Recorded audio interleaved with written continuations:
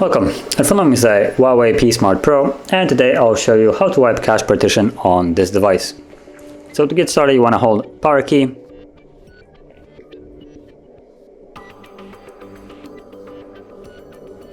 and from there tap on power off. Wait for the device to shut off, and once it has, you want to then hold power key and volume up. So power, volume up, both of these keys at the same time. And once you see the HUAWEI logo, you can let go. So there we go, we can let go now.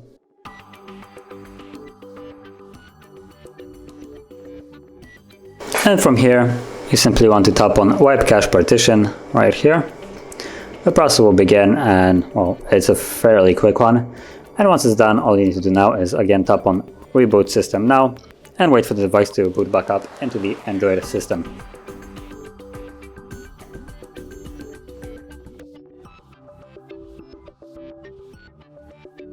And you can see that we're now in the Android. So if you found this video helpful, don't forget to hit like, subscribe, and thanks for watching.